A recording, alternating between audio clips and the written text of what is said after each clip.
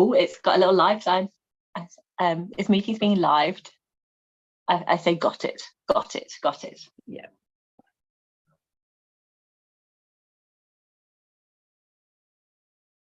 Okay. Does it work? It takes a bit. Apparently it's like a 20-second delay, but we'll see. Oh, okay, cool. Oh, lovely. That looks like it might be working. Oh, excellent. I'm prepared. I have 2 glasses of water. I have tea and water. Yay. And tea in a glass. Okay, we appear to be being live. Look at that. Oh, that's so exciting. Yay us.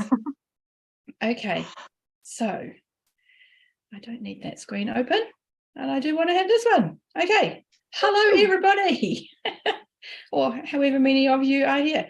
But this is our lovely friend Chattie, who I am meeting for the first time. So it's lovely to meet you, Chattie. And it's lovely to meet you. Oh, okay, we have people. Yay. Hello, Anita. Hello, Emily. Okay, we have people.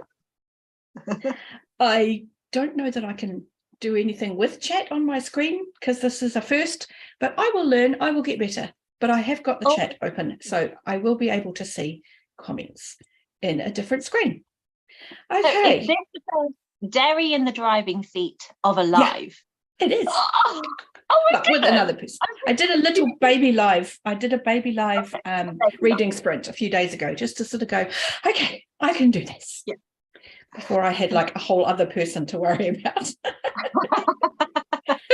So, okay, I invited you because I know you've just finished Liveships because you're just sort of getting into Tawny Man now. So I thought, no, I want to talk to someone who's got that all really fresh in their heads and hasn't got anything later to muddy the waters as to what was in that trilogy. So, yes. Oh, you've got the really pretty hardcovers. Oh, I love those covers. Those John Howe covers are beautiful. Yeah, they really are. They're just so beautiful. The artwork is lovely. And it's so gorgeous. It is gorgeous. It is a little bit spoilery, the third one. Just a tad. That's right. But never mind. I mean, to be fair, it has become at this point a series where you kind of know there's going to be dragons. So that's okay. Well, this is true. You are hoping. So I figure I would start with the really basic stuff because it's Robin Hobb and she's the queen of characters. I thought I'd ask you about your thoughts about character arcs. Because oh my goodness. So I did try and pull some thoughts together. It wasn't supposed to be homework. No, but I liked it. Thing is, it's like let's talk with Derri about Liveships. It's like I could do that with just one. Or like we could spend the whole, we could spend so long talking literally about the Paragon and Kevin. Yeah. Oh, so this is it. It doesn't have, there's no way we can put everything in one conversation. So we'll see where it goes and just acknowledge that we're going to go full spoilers right from the beginning. So if you haven't read the Liveship Traders, probably come back when you have, because it is wonderful. It is awesome. You will love it. And that's all I can tell you now. So if you haven't read the Liveship Traders, thank you so much for coming, but bugger off. Please do. Don't spoil it for yourself. Don't do it. Not even a teeny Jog on. Not even a tiny. There's shit. It's hard. Prepare for emotional turmoil, roller coasters. Check the trigger warnings. Check those trigger warnings. Yes, do. Embrace it. It's an odd thing to say, to be fair, because I've only just started giving trigger warnings. And really only because our lovely friend Anita in the comments was really taken aback by her experience with the worst moments in the book. And that was upsetting for me because as a reader, obviously, my aim is to share the joy. And to have somebody have such an upsetting reaction, I felt awful that I hadn't prepared her for that. So it's very important that if you are someone who needs trigger warnings, do ask someone who's read it before, If you're in a Discord, message somebody who's read it before. But yeah, that there is some in your face stuff. Yeah. Anyway, so on that, well, maybe not on that note. We might leave that till a bit later in the stream because that's quite emotional. We'll ease ourselves into it. Yeah. Yes, just gently. So yeah. I think, yeah, I mean, we've got character arcs, but also there's this mindset, I think, that people think the concept of a live ship is just a bit strange going into it. They're like, really? I don't see how that can work. How can that be cool? How could that possibly be great? What were your thoughts going in when you started to meet the live ships? What did you think? Were you like, oh, I mean, what were your reactions to that? So first, I knew the ship, that was the only thing I knew about live ships. I knew that it was after Fitz. It possibly somehow pulled in to that story, but like not obviously. And it was a different complete part, and there were ships that were alive. I'm someone, I love inanimate objects. I read a lot of middle grade, and I appear to like really get drawn into stories where there is a live spoon. So ships with a figurehead that looks human shaped, fine, lovely. Okay. And I loved now that was the thing, like I did, apart from the ship being alive, I didn't know anything else going into Ship of Magic, and I'm so pleased because I get to meet Althea at the right time and on this ship, and knowing what's going to be happening. So first of all, you're pulled into kind of that family dynamic and like the divide in that family, and then the moment you've been waiting for, like I still feel I'm holding back on spoilers, I really don't need to, but the moment you've been waiting for, in a way, because it does mean the death of her dad, which was really we didn't want that, but we then got to see now I call her Vivacia, but I call her Vivacia, so it's pretty close. And it's fantasy. However you say it is however you say it. Ultimately, it's a book. We're reading it, and the word appears in our brains, however it appears. So lovely. So I don't know what I'm going to see what comes out my mouth as I talk. Anyway, we get to see her birth. We get to see her birth, and it was just that moment was so many emotions. Just I felt the awe and incredibility that the cast felt in that moment, mixed in with poor Althea's just like the rug had been pulled under her feet, like everything she thought was going to happen, she's then not allowed it. And like this connection she had such a massive connection before the ship docked, like that was literally keeping her going on the voyage, to then suddenly find that she's not the captain, like she's not responsible for Vivacia, and it's going to her sister that doesn't give a damn about her ship, who's going to give it to, let's face it, one of the worst people around. So one of the worst people around. I make no secret of the fact that I hate Kyle. Just hate that man with a burning passion. But I have to admit, I felt very there is that mix of emotions. It's the joy of the birth of the Vivacia that they've been waiting for 3 generations. Their whole family has literally known this was going to happen. And there's the excitement of that, but it is salted with that really bitter grief that it takes the loss of their father, the husband, the captain. And this was a very respected and admired man. I mean, you feel his presence in the books for a long time. He's a presence in the story, and we open with losing him. I'm always angry with Ronica, Althea's mother, for not even warning Althea that might be in question, this expected inheritance of, being given the running of the ship.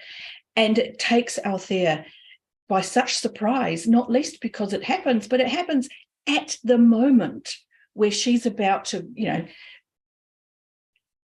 experience the quickening of Vivacia. It's literally at that moment that she's been waiting for her whole life. Yeah. And the kick in the teeth of that as just, oh, it's not okay. No. And also mixed with the fact like she's literally just lost her dad. Yeah. And now she's lost Vivashi before she even like met her. Yeah. Which and is expected. That emotional turmoil. And is expected to be not only okay with this, but either sail with her brother-in-law who detests her, or go and live in the house with the women who arranged this. I get the logic. I do get the logic. Yeah. I mean, context is everything. And yes, Veronica had reasons, but she didn't prepare Althea emotionally for that moment. Yeah. And that's cruel. I mean, that's just cruel. Yeah. And I think Veronica not considering everyone's emotions is, I think, something about her character that she starts to realize. And we see that more in the later books. Yes. But in that she's the practical one, she's the logical one, she's the one that has to make the hard decisions. That's how she sees herself, and that's how she sees it. But I also thought it was quite cruel as well that she was making her dying husband change his will when to him they don't get it. The people on the land, they don't get it. Like, no. We see the love for the sea, we see the love for the ship, we see that joy, that passion, that vocation that they have to be out there. And it also felt cruel to make him do it to Althea, because his dream was that she would have the ship. Yeah. And he was literally grooming her to do that. So there's just so much tragedy just in that first scene that he makes him betray her. Yeah, with the Vestrits. And you get immediately, Hobb cuts right to the heart of that family drama. In one scene, you get everything you need to know about the dynamics of that family. Yeah. Because she's a genius. She is. An emotional genius as well. It was just...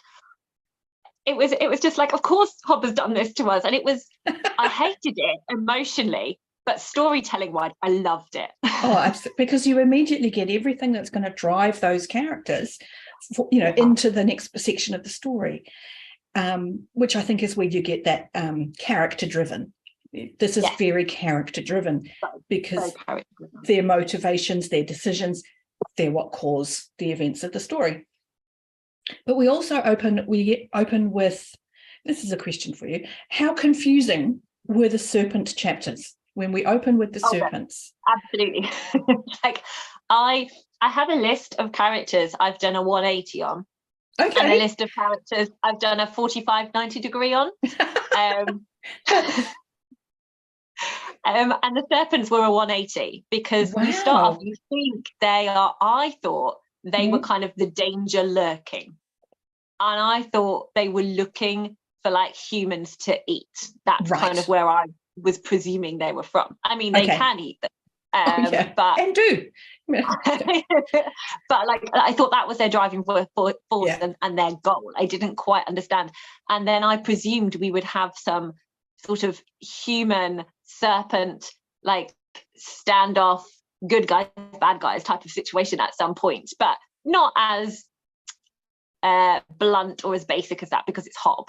So it was amazing watching that change. I'm trying to think of when it happened, when I started to feel empathy for the serpents and realize there was more to them, and I can't pinpoint where it was, and I can't flick through the books because they're massive, so I would never find it.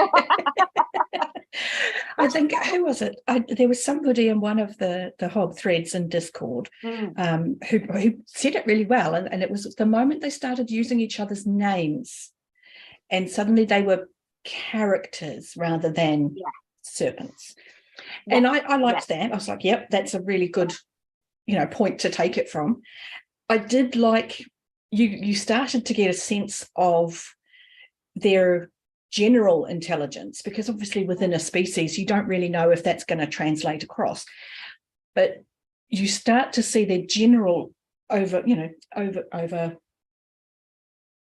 don't know, their obvious intelligence when you start to see them interacting with the whaling ship that Althea and Brashen end up on.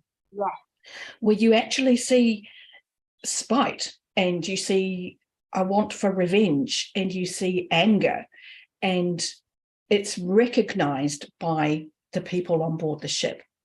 And that was a powerful moment, because you're like, oh, okay, this translates one for one. When the serpents are telling you things, that's a human level intelligence. This isn't an animal level intelligence. They're up there. And I really enjoyed that moment of, ooh. Yes. And I think as well, when they're kind of talking about their plight, you know, there was that moment when they kind of thought Vivacia was she who remembers, and then realized she wasn't, and she couldn't understand. They were trying to communicate with her. I think, yes, it was when she was like in the port with the slavers. They're trying to communicate with her. Yeah. And the sort of understanding, and like, bless her, she's freaking out because of all sorts of stuff going on anyway. I mean, that's a whole other thing. But they just got serpents. And like the kind of the loss they felt, that she couldn't bridge that gap for them. Yeah. And how kind of bereft they felt. I think that is I remembered it now. Thank you. That is where I kind of realized there was more to them. They weren't just looking for humans to chomp on. There was more to them that we did not yet know. And they kind of had a greater ambition and goal. And that's when every time you kind of met them, and their drive and their journey and their slow deterioration and the loss of faith in some of their in parts of the tangle was quite heartbreaking at different points as well, which I wasn't expecting at all. It's Hob. She can make you attached to the strangest things. So briefly, it was lovely to have you, Anita. We will definitely talk again somewhere else. The fact that they had their own goal, their own law, even, I think adds to that, because once you start thinking, okay, they've got a name for something they haven't seen, this she who remembers, you're like, oh, okay, they have lore, they have stories, they have tales, and you get more of that as that goes on, and you have them trying to remember and trying to sort of jumpstart each other's memories. And then, of course, they meet other serpents later, and they do manage to bring a few of them back to full sentience. But not all of them, which I did actually quite like. I liked the idea that actually we have lost some of these to barbarism. You know, they've become less without their memories. So I really did appreciate that. That's what she's so good at, making it all feel believable. Like, oh, absolutely. That, of course, that would happen. Yeah, it just felt right. It really did, and it works in to what I feel quite strongly is one of the major themes, which is that memories are identity. That without your memories, you aren't a person, you aren't an individual. Your memories make you who you are, and I think that goes through the series. It just is. It's important to have full memories, and we see that in the serpents show us that in also many ways. I suppose the other opening is Kennett on Others Beach. I mean, it very much just dumps you in it. And you've got a pirate, he wants to be king, he's on a magic beach, what the hell is going on? What were your initial thoughts? Well. Yeah. Oh, well, basically what the hell is going on? I think in that initial scene, like, I don't know, am I supposed to be rooting for Kennett? Am I supposed to not be rooting for Kennett? And that is something that kind of carries you through a lot of Ship of Magic. Like, I feel very much like, are we getting some sort of change in him? Is he going to go in a different direction? I'll bring it back to the other speech. But so I had no idea about him. And the other speech, just, I have so many questions. I still have so many questions, and I love that. And questions about the others. I did find it quite funny about the cats. Like, I found they don't like cats, and he throws a cat at them. I just found that really funny. It is funny, and not least because he plays. you learn in that opening sequence that he is manipulative. He is going to know a weakness and use it when it best suits him. Yeah. And we get introduced to the charm on his wrist for the first time. Yes. Which is weird, and the relationship he has with Sorkor, which grows obviously through the books. And I really liked Sorkor. I thought he was a genuine bloke, despite the fact he was a pirate and a killer, and all of the things that go with that. And it's Sorkor's presence that was very much swaying me on the side of we don't like Kennit because of how he played Sorkor. And you watch him play him. And this is the first instance of this. And then obviously that grows and goes on all kinds of levels. But it's like they're so early on, and it made me feel really uncomfortable. I really, really wanted Sorkor to see through this. I thought, something's going to happen and he's going to realize, the truth about Kennit, and then he's going to take on the pirate mantle, and that never happened. No, it never did. Never. He became more and more like Team Kennit. Oh, he really did. And yet that, I think, grew the myth of Kennit, really, because you have these really good people, genuine people, who just believed in him and supported him and trusted him. And you're like, why? He's so awful. But that's the reminder that we're in Kennit's head. They're not. And I can't think who it was. Somebody was saying, if we didn't have Kennit's POV, we wouldn't think he was bad either. No. Because what he actually does is positive. The things he does create positive repercussions. So it's a fascinating use of that internal POV to show us that difference. Yeah. Who else is one of our opening POVs? Wintro, when we meet him at the monastery. How did you feel about that? So I found him a really interesting character, and I was doing very early flipping back, trying to work out who everyone was. And I was like, oh, is he one of the ones they were talking about? And then I was flipping back and I was like, oh yes, that's his link to the Vestriot family. Great, lovely. So I was enjoying all of that, to begin with, and wondering how he was going to fit in with them and what his story was going to be like. I enjoyed we only ever see him in the monastery in that one moment, but that one moment is what we hold on to for Wintro to understand his drive. That one moment of his enjoyment of learning, his lovely relationship with his mentor, the loveliness of his mentor, helps us understand what he's trying to return back to. And that's all we got, that just one moment. So again, it just shows the power of Hob, how she helped us to understand Wintro's driving force and want him to get there to a certain extent as well. Yeah, because she establishes that faith so entirely in that monastery opening, and it always stuck with me. And obviously, again, this is my advantage and why I like to talk to new readers, because I need fresh eyes to remind me of what it is the first time. But as having read it as many times as I have, the fact that when we meet him, he's making a stained glass window where there is a serpent and a dragon in this image, and his mentor asks him, they're here again. And Wintro going, I didn't put them there, I didn't choose to put them there. So there is a sense that there may be a power working through Wintro that is telling him this is an important part of the world that's hiding, that's missing.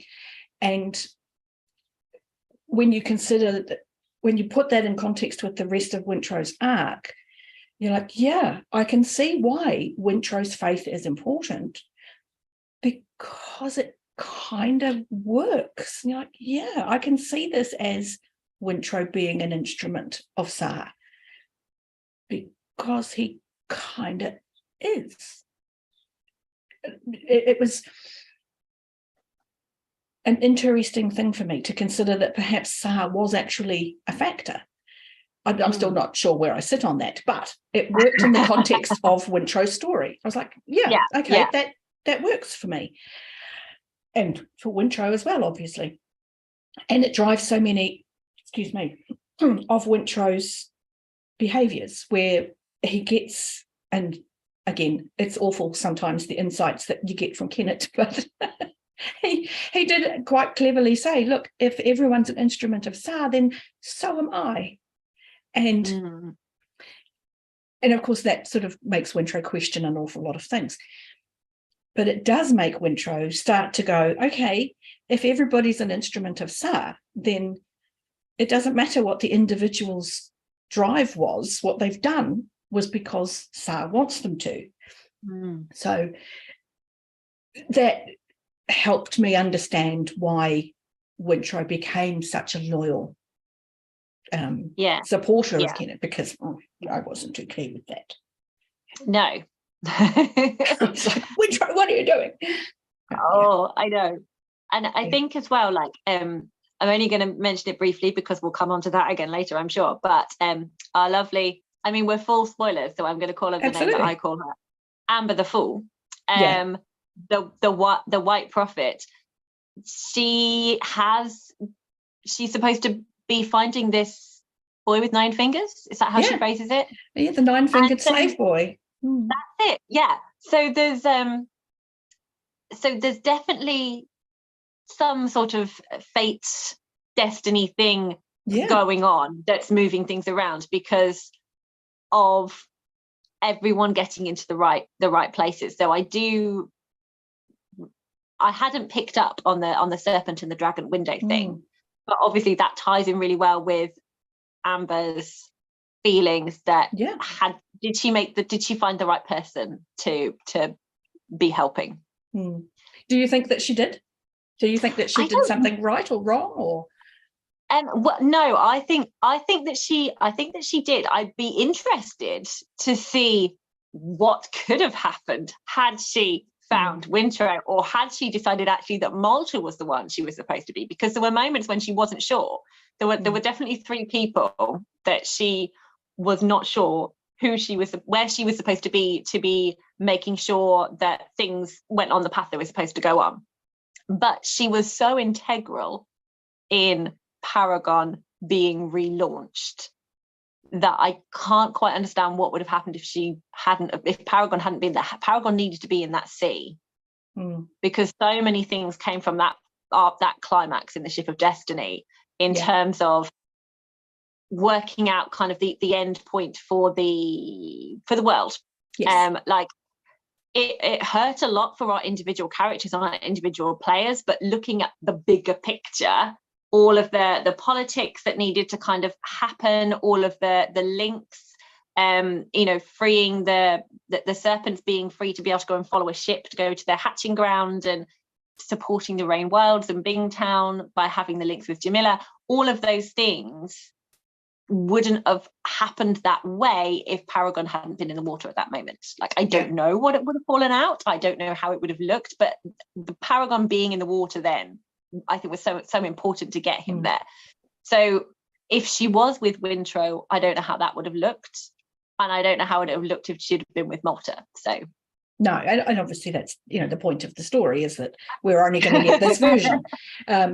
I often sort of think, because we know, or we discover by inference that Amber is the Fool, we know that Fool's catalyst is Fitz. And so while Wintrow as the 9-fingered slave boy is not a catalyst, he's obviously very key to making changes that Amber Fool thinks is important. But that in itself tells you that there's almost like a hierarchy of people who can make changes in the world. So obviously Fitz is critical, because those pathways, those diverging points of fate, he is critical to. And he's critical to many very important moments, but it means that lots of other people are critical to other moments.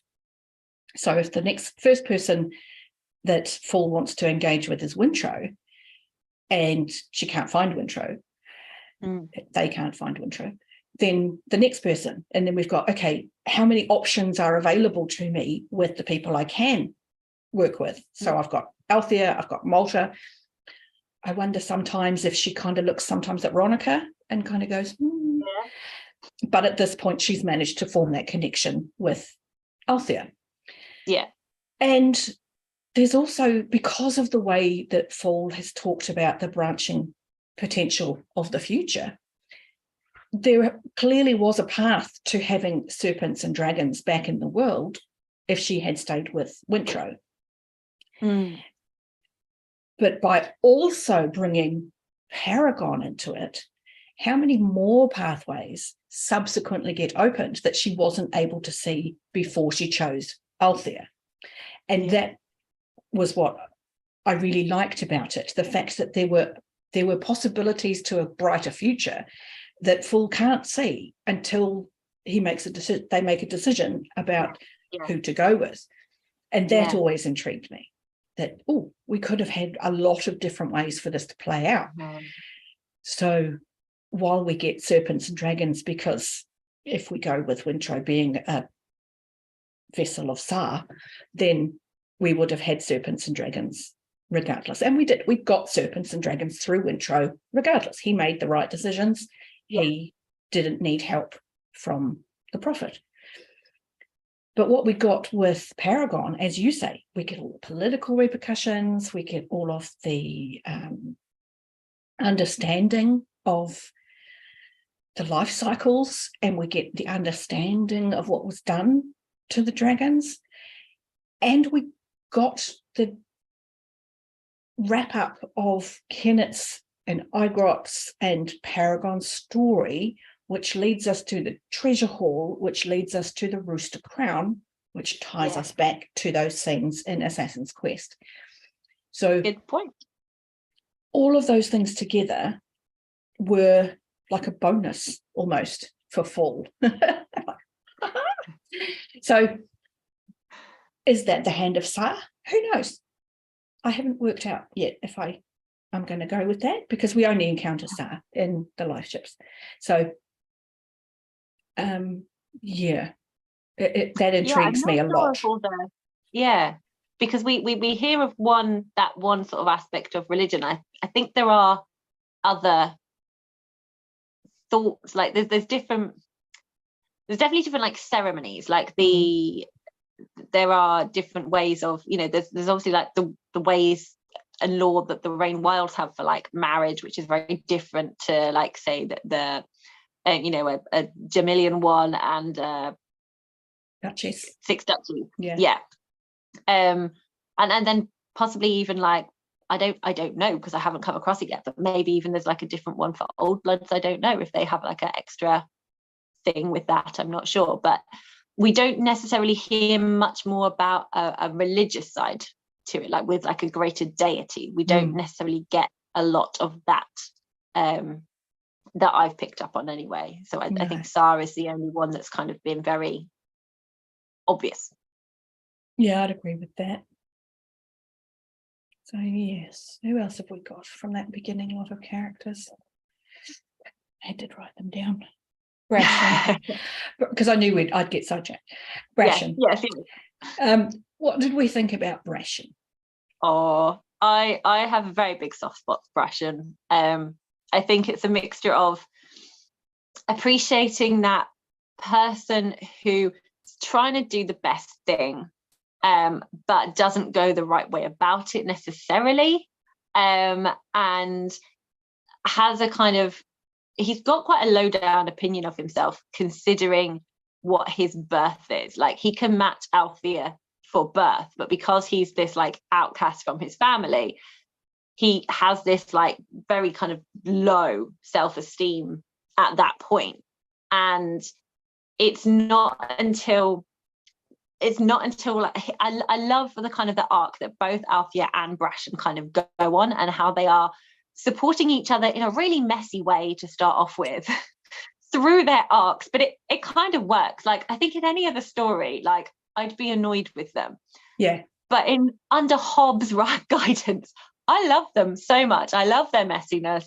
I can completely see their utter miscommunication and how they've got the wrong end of the stick and all of that. And that you can both feel they're both trying to do the right thing, but that they're a bit confused and they're a bit lost and they're a bit young still, and that they both grow up so much in the mad ship. Like, we see such a change in both of them.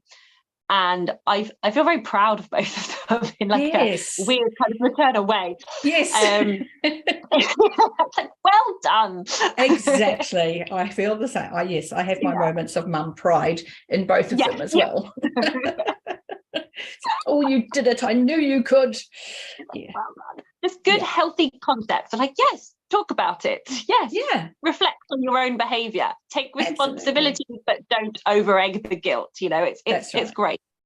And I love kind of where they end up as well. Like the two of them together. I love their relationship. I think it's so wonderful, and just a clear way of like two people complementing each other and having such an equality. They're both at the same level, and they see themselves as also kind of part of the bigger picture. Like, I really like how they love each other but appreciate the roles they have to play in life and try and make room for all of it. And I just think I love them. Yeah, they are, and there is a wonderful sense of honesty in their relationship where they are sometimes going to say to each other, this isn't about you and me, this is about you're a sailor and I'm a captain. And they're both very good at telling each other what the boundaries are when they have those shifts in roles. And there is a good honesty there that not a lot of relationships ever have. And it's very accepting of each other's flaws, because it's Hob, they all have flaws. I mean, my God, Althea's stubborn, and I mean, Brashen's a junkie. I mean, he really is. You know, he's itching for that fix for so long through these books. And you're like, oh God, Brashen, please just. But you know, he does conquer it eventually, and he does free himself from that. But that doesn't change the fact that he is an addict, and they acknowledge that. And addiction is something that Hobbes touched on several times. I mean, you look back in Farseer, we had Molly's father. He was clearly an alcoholic. Fitz himself, you know, he's addicted to skill. He's addicted to Elfbark. He's addicted to pain to some degree.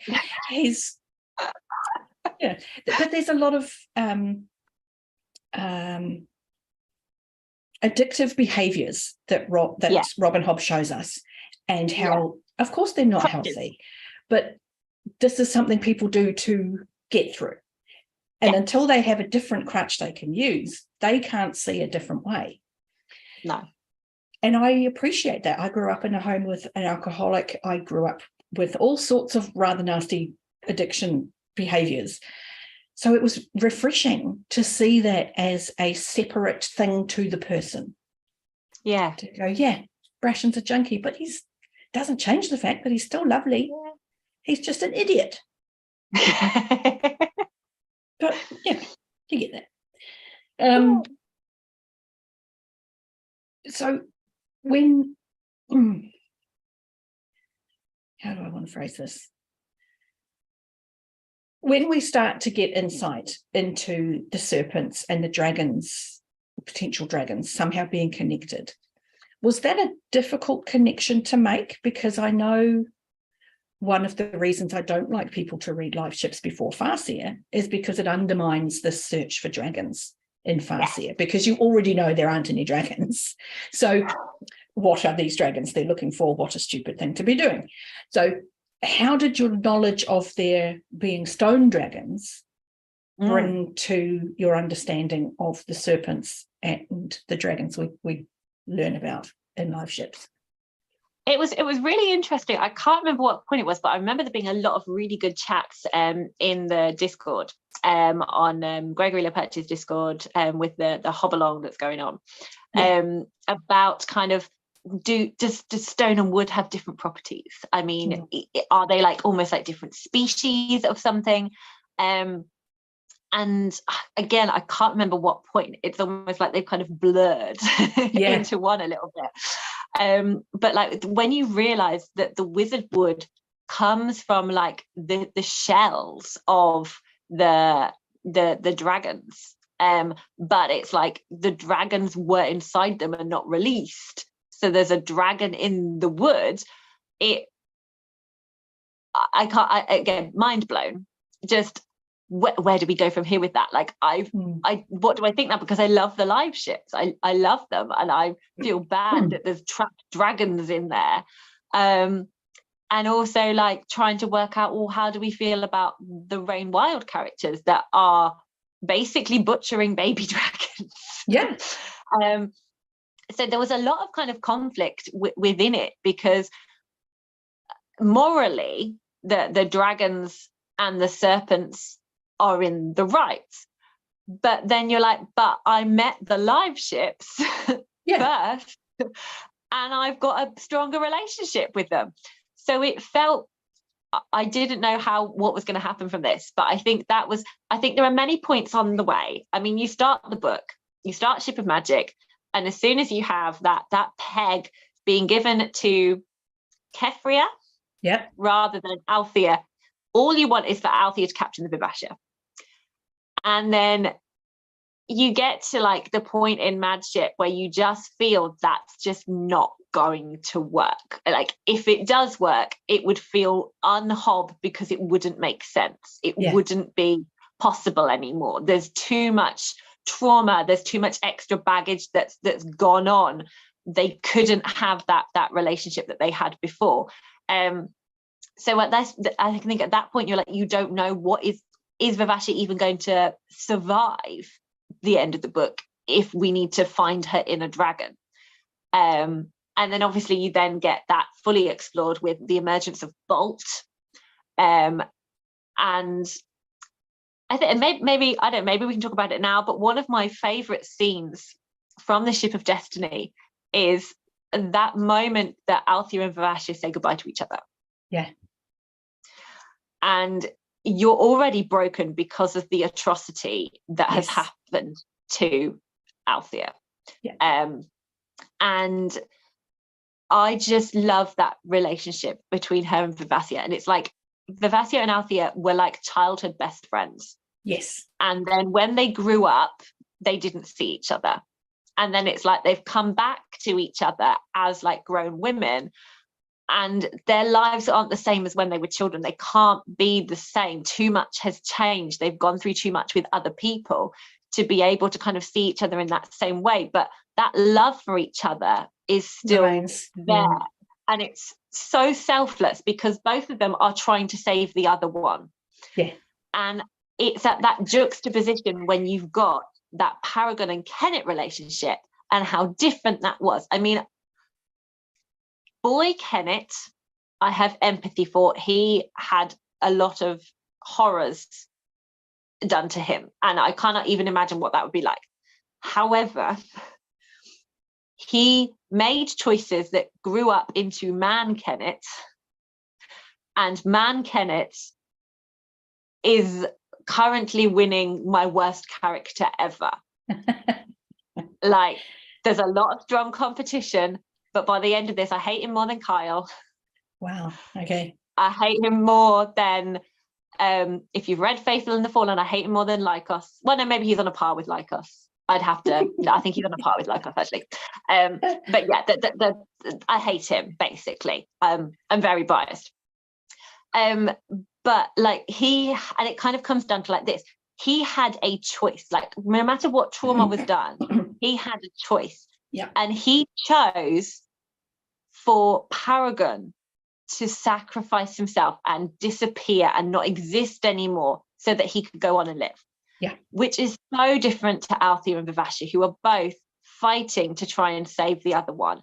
And you basically have the last of what I call like pure Vivassia, because, and this is where I end my relationship with her. Like, I love Vivassia. I adopted her like very early on in the ship. She is one of my book babies. Yeah. And this is where when she says goodbye to Althea, and she kind of basically pours her life into Althea to kind of give her that strength and revival. and then she kind of fully merges with Bolt and becomes what I call Viv the Bolt dragon life ship. Okay. To clarify the difference. Yeah. It's like they've said goodbye, and like I've said goodbye to my Vivacia, and I've mourned my long lost daughter, and she now no longer exists because Viv Bolt is different. She is, and I agree completely with that. That we do lose the Vivacia that we met at the beginning. I remember being in the chat of a live stream quite some time ago with some other readers, and somebody being very upset that how could they do this to Vivacia? This, Vivacia is lovely and wonderful. And I'm like, Vivacia isn't real. Vivacia is the imprinted memories of other people burying who she really is. And the relationship that Vivacia forms with Kenneth is instrumental in freeing who she actually is. The creature that we meet as Bolt is actually who that live ship is. It's a dragon trapped in a ship. And for the very first time, because this is a pirate ship, we get to see that they're predators. She enjoyed the chase as a pirate ship. She enjoyed the capture and the killing. And that fueled her to some degree in her actual self. So for as much as it's distressing to see that change in Vivacia, there's still that thing that in my head is like, but Vivacia wasn't real. She was an amalgam of Althea's family. I mean, which is obviously where you get that love and that understanding and that connection. And all of those feelings are valid. All of those memories were real. But they were very much the lid on, the Pandora's box of dragon that was trapped in the wood. And seeing that play out with Bolt, I found incredibly satisfying. I really, really liked that, because she talks about herself in those ways. She doesn't know at that point that that's what she's been.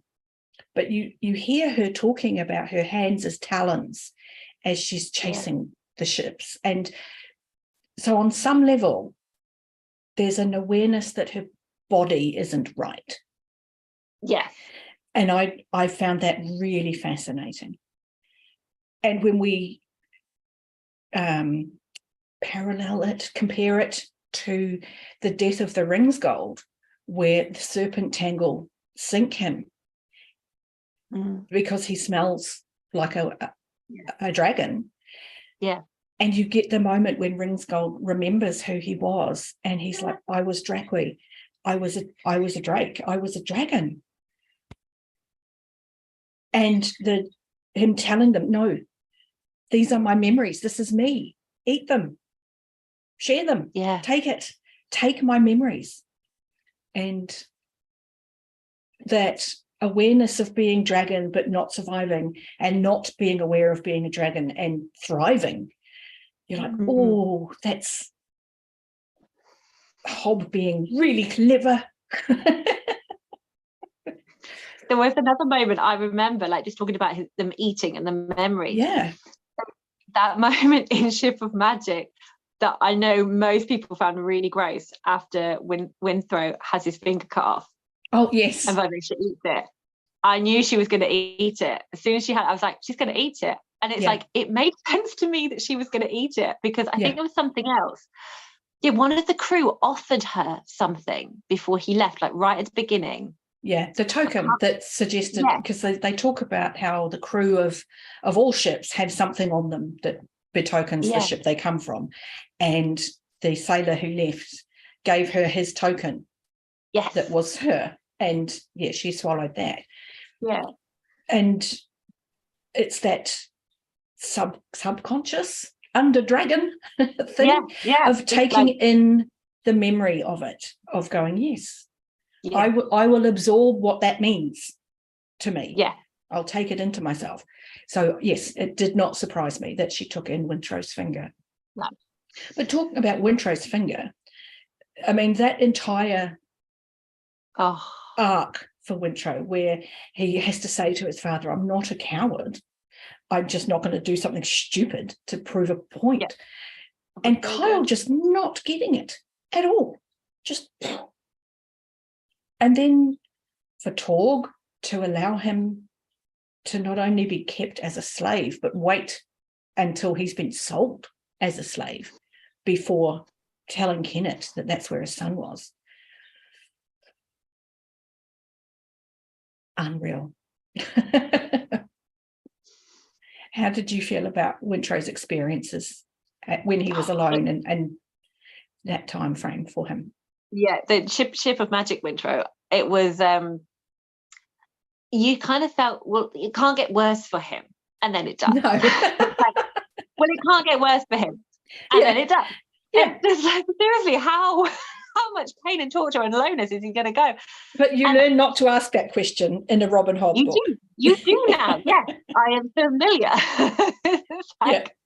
It's like when you get to, it's just that I'm not going to go into it a lot, but just Fool's Errand, like the first chapter, I'm like, we managed one chapter where everything was okay. Like, and then we've got like some emotional trauma. Oh, yes. But yeah, gotta have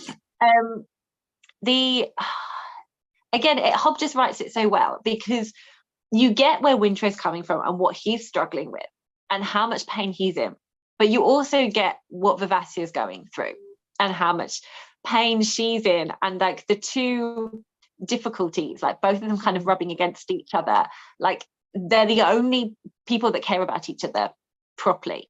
Yes, but what they both want is poles apart and the opposite. Yeah. And it's just so cruel. And this is where, I mean, there's so many things Kyle does where you just want to physically hurt him and just beat some sense into him. Oh, no, I just want to throw the man into the sun. I mean, all of Pete's, day one, how can we kill Kyle, was just very satisfying. Very satisfying. Very satisfying. Pete on those. Yeah. The keel hauling, I think I did very enjoy quite a lot of, like, that feels apt. Yeah. It really does. But and then, I mean, bless Winthrop. It's like all that life experience he's given, and he still believes the good in everyone. He still thinks that, I cannot remember the name, but the first mate to Kyle, who was such a bag of shit. Mm. Yeah, him. The fact that he thinks he will release me. Yeah, it's like, he'll go and tell Dad, no worries. Yeah, it's all fine. It's like, oh, sweetheart, no. Yeah, darling. Oh, darling. No, it's not going to happen. There was also a really fascinating interaction where at one point Kyle just becomes so overwhelmed with rage that he just about throws Winthrop over the side of the ship. I don't know if you recall. Do you recall that scene at all? Where he's like, I'm just going to kill you. I'm so angry with you. I just feel there were so many angry scenes. True. I can no longer pull them apart. But the one about the finger cutting, it was so beautiful, just how, and it sets up a lot, like that moment where you see how much like pain Vivacia is having to kind of pull into herself. Yes. And like the strength she's then returning to give Winthrop, and like the effect it kind of has on both of them. You then get, when then you have the massacre, what that's done to her. Yes. And how much blood she's had to consume. And then you get Paragon's story and how much he's had to go through and all of that. And it's because you have that such intense moment with Winthrop, you understand the extent of the trauma that then has gone on for both of them, which I thought was fantastic. I know, it was incredibly well done. And it also foreshadows the surgery that Winthrop does with Kenneth when absolutely, we get him having to remove Kenneth's leg. And the fact that blood is memory and memory is identity, and again we come back to this identity and memory connection, the sense that Vivacia teaches us of being overwhelmed with other personalities, of other lives, gives you that insight into the madness of Paragon. And because he is a bit mad. But then with Paragon, we get more information when we're in the Rain Wilds and they're talking about this last Wizardwood log and how Paragon is a stain on the Rain Wilds because he was their mistake as well, because they made him out of two different logs. So not only is he got madness from all of the death that occurred on his ship, there's also a literal split personality in this ship. There's literally two dragons underneath that. And I personally think that that gets exacerbated because of those two wizard logs that were used, those two cocoons, when they're absorbing this blood, this memory of trauma, of killing, of whatever, are they absorbing them separately? Like, are we further diverging those two dragons within? Like, just how mad is Paragon? Because I think it's a lot. It's big. Of all the people, he's the one that is choose a character to go to therapy.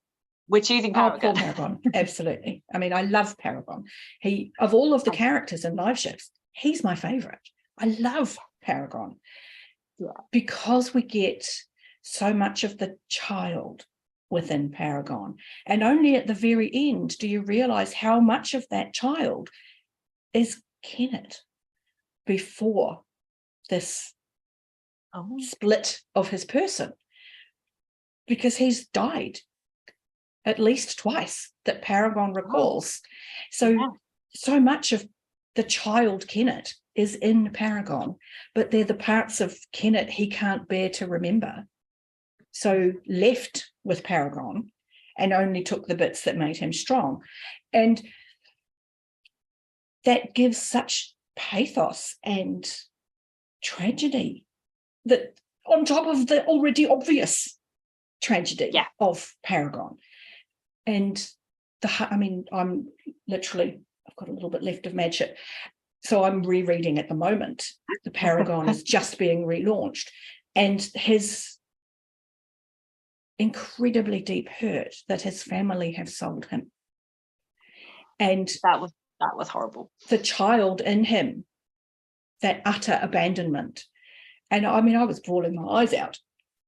It's not like I didn't see it coming, but and I mean, I always cry in the same parts, but it breaks my heart for him every time, because you're like, no, I get that. I get how that is upsetting. I get how that is a soul deep wound that someone's just poured a bucket load of lemon juice and salt into.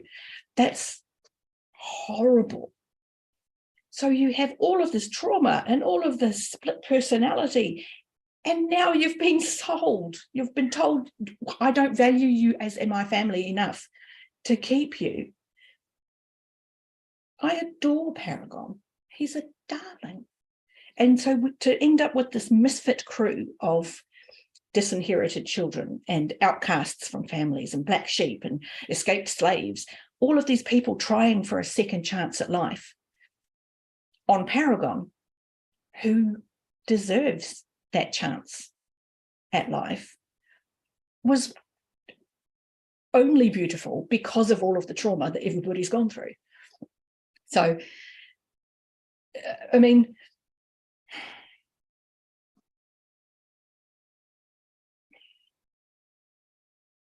where did you see Brashen and Paragon's story going when they first took sail? I mean, because they have that beautiful moment of pride in each other, that yes, we can actually do this. Yeah.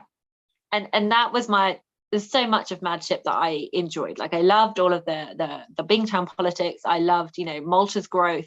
But my favorite bit is Paragon getting in the water again, like sailing Paragon. And I love, Team Paragon, Amber, Althea, Brashen, and I want to call him Hap, but he's not Hap the boy. Cliff.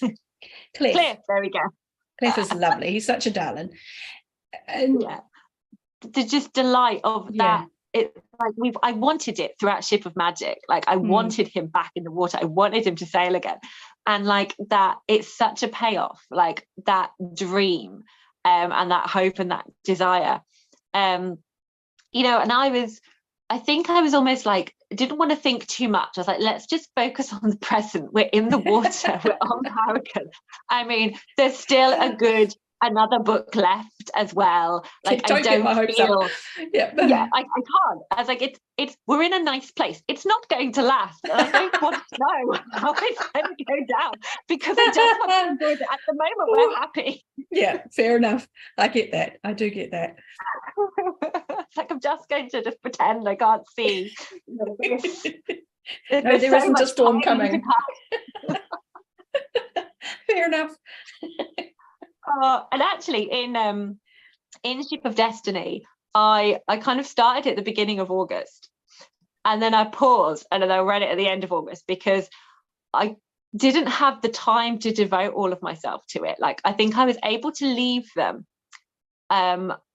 They were all in an okay place. Like, you know, I felt that, you know, Malta was currently physically safe. I didn't feel like she was going to be in danger of being raped.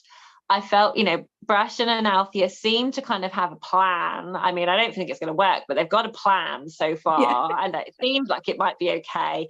Nothing too disaster was happening so much on the Vivacea. I was like, I can put it down. I can leave them in an okay place. And I don't have to stress about it. I was like, because like they're in an okay place. That's not going to last. And I can't stop reading. I was like, the next bit, like the next half of the book, I'm gonna have to read pretty much in one sitting, because I don't know how else I'm going to get through this. Like I can't just be like, oh, I'll read a chapter then go to work. Like, how could you do that? Not possible. No, I quite often will warn people, go, wait till you've got a decent chunk. Emily in the chat, I remember telling her, I can't remember which book it was for, I think actually for the last one, Assassin's Fate. I said, don't read it before you go to church tomorrow. wait until you get back from church before that, because you won't. No. Did she listen? No, Emily didn't listen. Did Emily go to church? No, she didn't. It was emotionally traumatizing. Seriously, all of you lovely people in the chat, when I tell you you're going to need some time, you're going to need some time. Just basic advice for life. Listen to Derri. I mean, Derri knows. I call her the Hob Guru, and the Empress of the Elderlings. Oh, funny. See, I just know how much I cry, and I figure it always hits really hard that first time, because you don't know it's coming. So I'm like, I know how much it gets me now. So no, if it's going to make me a sobbing mess. What number you want? Yeah, pretty much. I am getting better at recognizing chapter numbers. You know, plot points I'm better at. When someone says, oh, I'm up to this bit, I'm like, oh yeah, I know exactly where you are. But there's definitely certain parts of books where I'm like, when I'm getting chapter updates and Discords, people go, oh, I'm up to chapter 16, and I'm like, oh. And quite often it's like, I can't warn them, because it's going to come out of nowhere. And if I warn them that they're going to need extra tissues and some chocolate, I've kind of ruined that build-up. So I tend to just watch Discord and just go, oh, they're getting close. They're getting close. They're getting close. And then quite often people disappear for a little while. And then maybe the next day they'll show up in Discord and go, that chapter just happened. Yeah, I knew that was coming. So, it's like you're like our own white prophet. You know things are about to happen.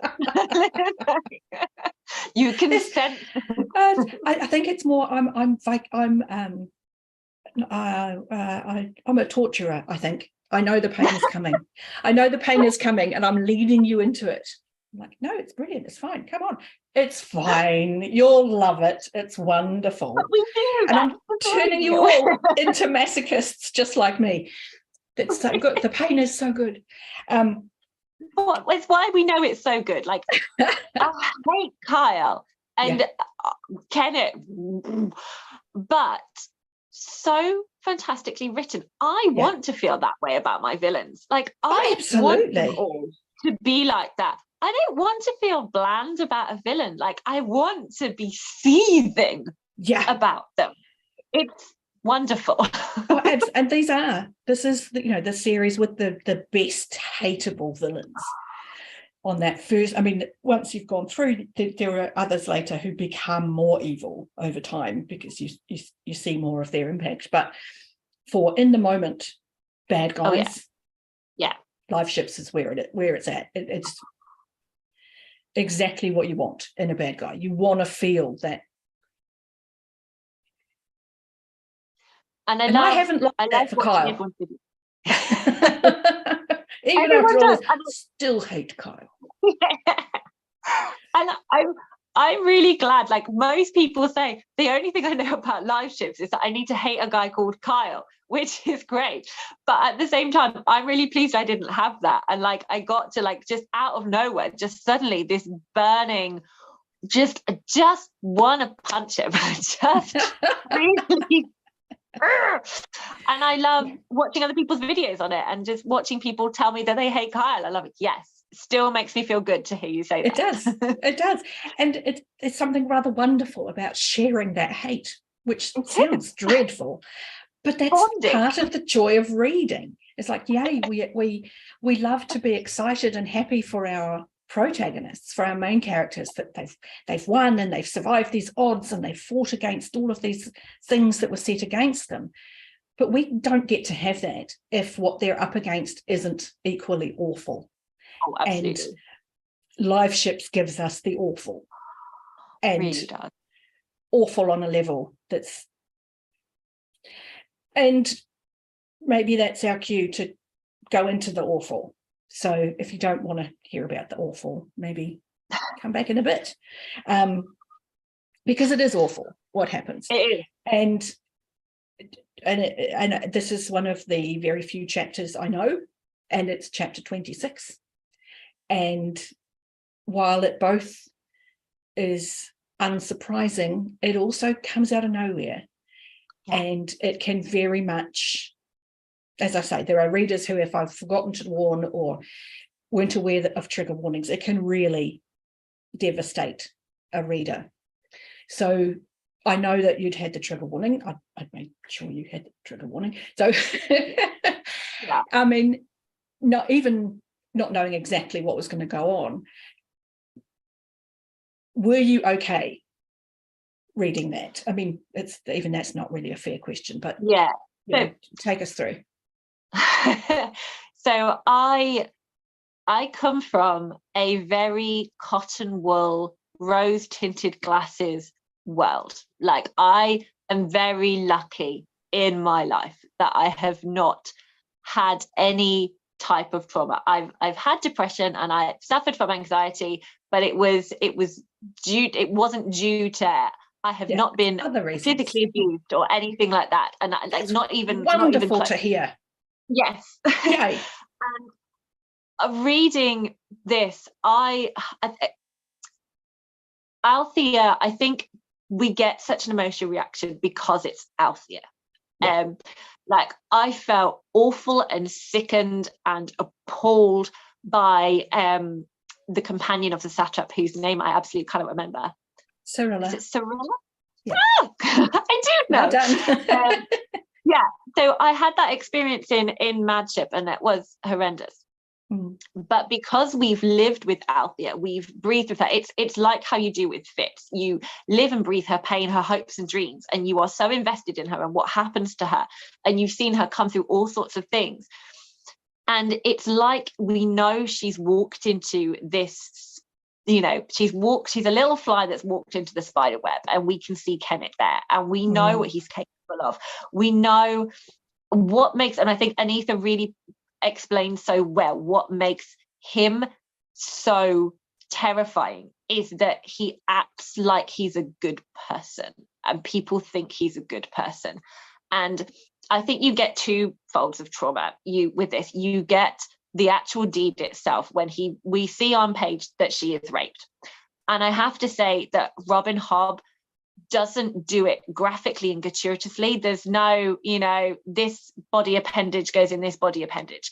It is all inferred. We know exactly what's happening. It doesn't need to be spelled out for us, but that is horrific enough. I mean, that is so horrific. And I think it's very much her emotions, her lack of control, and it's like Kennett's voice almost telling her that it's fine. And it's like she's being gaslighted from the beginning of that moment. And then you get her dealing with what's happened. You get that moment with her and Vivacia, and then you get her escaping, being out on the ship, and then no one believing her. Like, it's like it happened again. And I think it's like that moment is what makes it so much worse, that no one believes her. And it upset me so much, and it's so powerful, and it's so important because it is so relevant today. Robin Hobb wrote this, is it 2000? 2000, 2001, one of those. Something like that. But it's, year 2000, first published in 2000. Years before, like, the Me Too movement. Yeah. And it is so relevant. It's so, everyone finds it so much easier to believe that she must be mistaken because they then have to rethink everything they've thought about this person they admire. Yeah. So it's so much easier to dismiss her as hysterical, confused, traumatized, not thinking clearly, than to go, hold on. That's a big thing to be confused about in your head. Someone literally abusing you, and there's physical contact, there's power control, there's your agency utterly stripped away from you. And you think she's unsure about whether or not this happened? Like, let's unpin this and be really open this up. Like, are you sure you think she's confused here? Because it's not something you get confused about. I mean, this isn't even like gray area of rape, which is something that I also like feel very strongly about, that there is no gray area. This is very clear. Yeah. She doesn't want this. I mean, every time I talk about this on my channel, I link the tea video. Have you seen the tea video, Derri? I have, yes. Yeah, I link the tea video because I think it's so wonderful. It's a really, really good example of what this actually is. Of what consent is. And it's like, Kenneth, she really did not want the tea. She even was like, don't you bring that cup in here. Like that, get that away. And then and what upsets me even more is Wintrow, because he was suspicious. He knew things were shady. He knew something was off, and he still did not believe her. Yeah. And I'm glad is the wrong word, but it pleases me that someone who hasn't had that physical trauma in their lives has this reaction, because I had a very similar event in my life. So reading it was validating to an extreme I don't think anyone who hasn't been through that can understand, because that's exactly how it plays out. Because the gaslighting is real, and then people don't believe you, and the self-doubt that comes with that is insane, and the ongoing trauma of it is so difficult to deal with because there's no support, because there's no belief. And I think that Robin Hobb, in writing it the way she did, and as you say, it was not physically graphic, but very emotionally graphic, where you do get that fear and confusion and just not understanding that this can even be happening.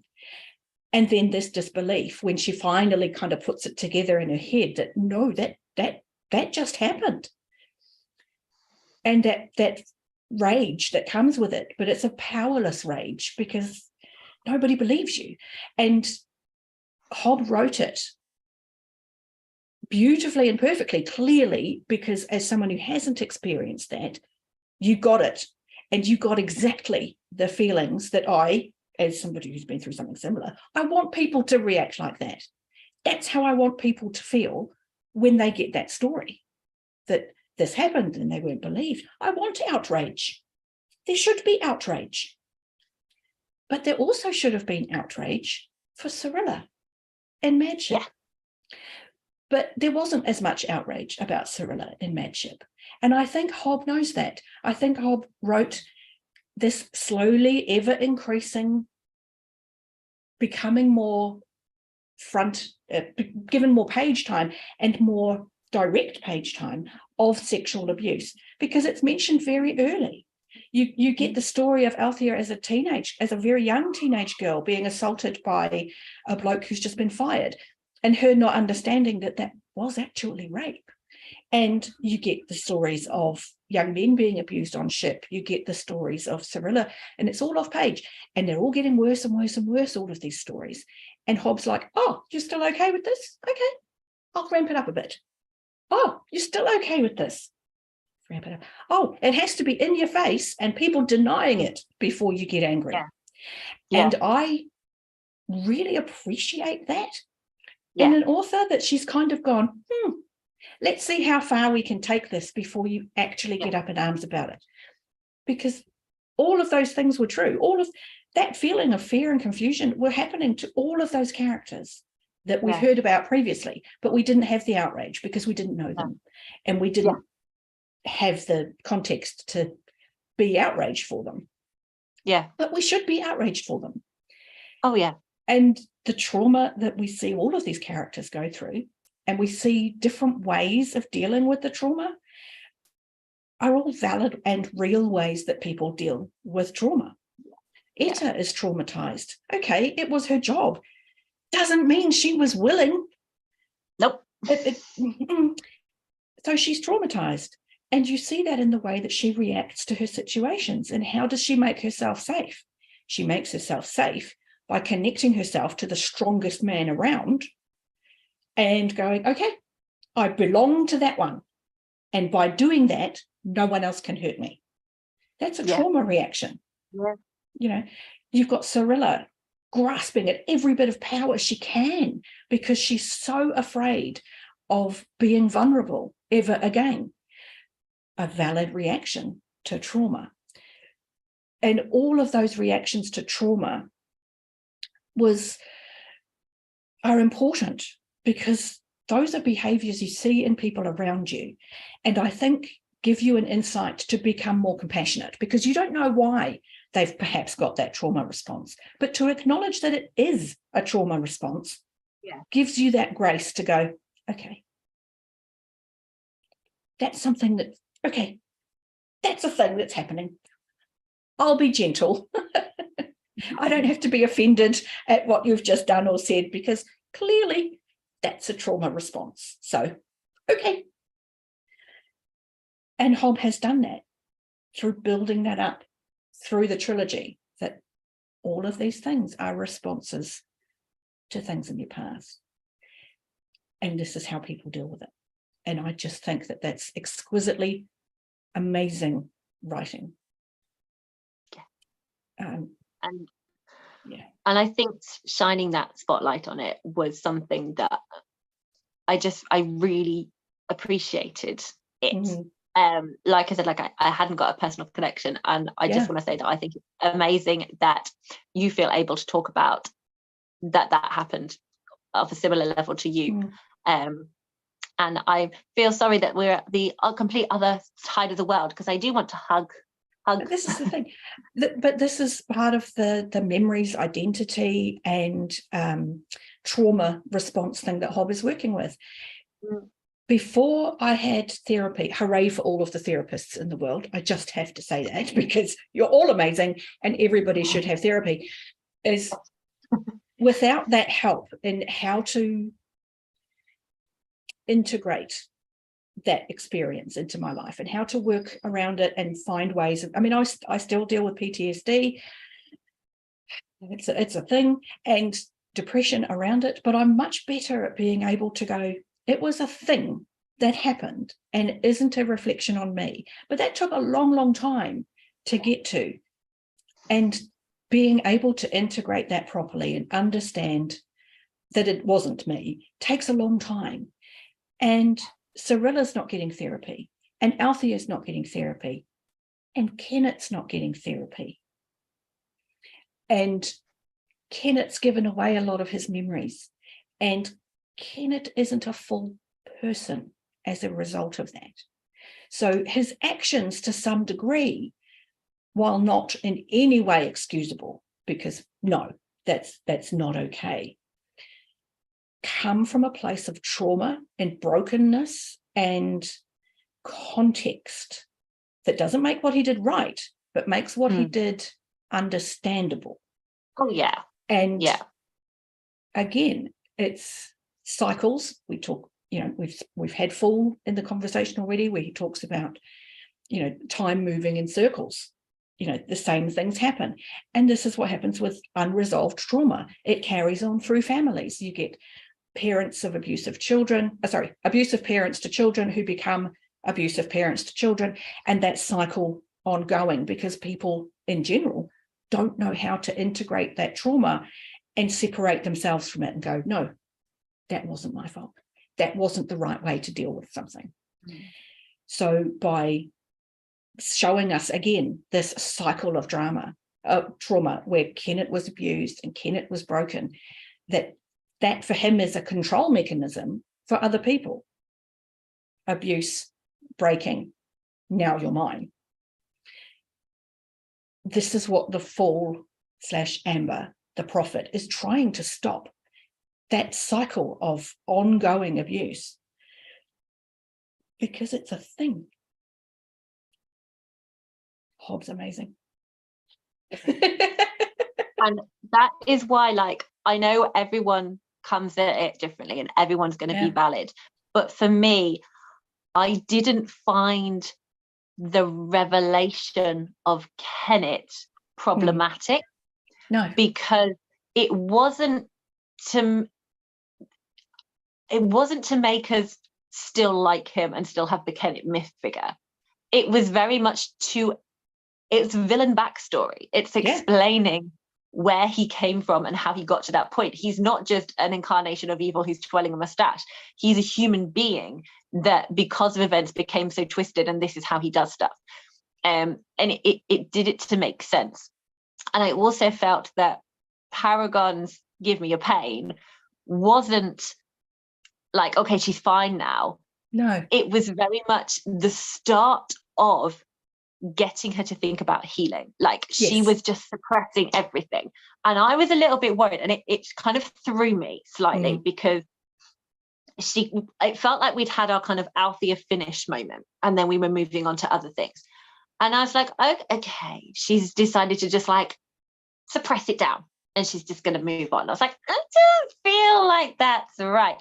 And then I was like, I needn't have worried. It's Hobbs. She knows what she's doing. We end on Paragon sort of gently saying, you still haven't come to see me. I have to kind of get you to come and see me now. Give me your pain. And by him having that conversation with her, she finally realizes it wasn't her. Yeah. It wasn't anything to do with her. Yeah. And I think the small comment that Kefria made about Althea when she basically opened herself up to her sister, saying this happened, needing love and support, compassion, understanding, and cuddles, and she got, you're a whore, it's your fault. It's oh, lovely. Which I can never get close to Kefria for that reason. We're just very civil acquaintances. We nod and carry on moving. Yes. So it's because of that, and then the Kennett moment, she's not had time to process it or anything. It gives her the opportunity to let go of it and go, this was nothing to do with me. Yes. It's not my fault. Yeah. And it was only when that was taken from her, she felt able to talk to Brashen about it. Up until that point, she hadn't felt able to do it because she still felt it was her fault. And then maybe if she told him, he would tell her it was her fault. But once that was gone, once that was gone, she was able to talk to him, which was exactly the healthy, correct response to do. Because if you're in love with them and if you're sharing everything with them, you need to be open and honest with them so they can kind of see where you're getting from. And as much as she tried to like carry on as normal, she knew, Brashen knew this wasn't true. Yeah. And I thought that was done really beautifully. Yeah. And I think listening to other people's conversations and like their thoughts on it, I think they obviously came at it from a very different point of view. Yes, some to people me. Do. And there are people, like, oh, no, sad you missed it. Yeah, and there are people who think that it was a magic wand, and okay, we've taken that away. No. And I think that it's easy to think that because again, I've read it a lot, so there's not a lot I've missed. I mean, I can't say I've caught everything because I'm still catching stuff, but I can say absolutely certainly that Paragon at no point takes away the event. Paragon takes away the emotional intensity. And ultimately, all he's done is taken the first 2 years of therapy after a sexual assault and gone, okay, you've done that bit. And now you can do the part that integrates that into your history and is simply a thing that happened. And he left her the physical memory, he left her the memory of the event, everything that happened, just that emotional intensity is what he took away. So he didn't magically heal her, he didn't take that away, he shortcut her trauma healing. And that's important to acknowledge, that it wasn't taken from her, that memory wasn't removed, only the emotion that went with it. And Hoff makes it clear because Althea says, but if you take it from me, it's like everyone was telling the truth and it didn't happen. And he specifically says, I'm not taking that away from you. And it's like he gave her permission to heal. Exactly. Is how I've read it. Yeah. And that is, I think, again, why the way that Hobb deals with trauma in this trilogy particularly is done with such an exquisite hand, because she does address the fact that people deal with trauma in all these ways, that sometimes trauma doesn't look like trauma, that the things that cause trauma look normal, that we accept things that we shouldn't, and that's okay. I mean, even Brashen, when he was kicked out of his family, he was much younger than you think. He was maybe 13, 14. And he got no warning. Everything he'd done was no different to that point to everything he'd done previously, and was fine. We'll deal with it. And it was nothing huge. It was a spoilt rich boy getting into trouble. He had no boundaries. And until the day they kicked him out, there was no opportunity for him to actually learn to curb those. I have drives. 5% battery left in my phone. Okay. I'm just going to get some sort of charger. And I'll have a look at the chat because people are chatting away. Traumatizing, because it is so true to a survivor's experience. Yes, Emily, it really is.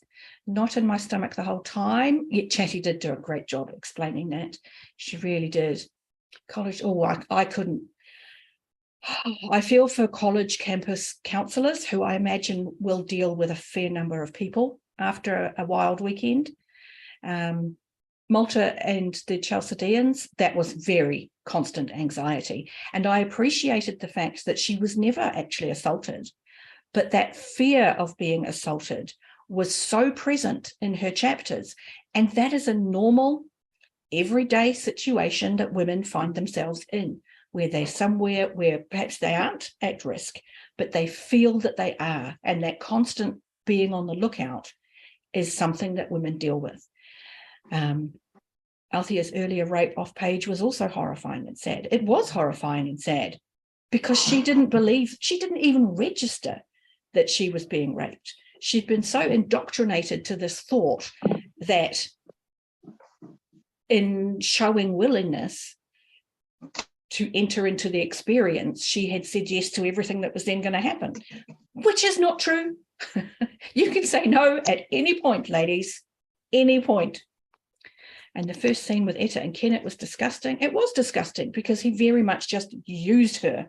And I get that what Etta says is valid, that there was an honesty to that. It was a transaction and it involved her body.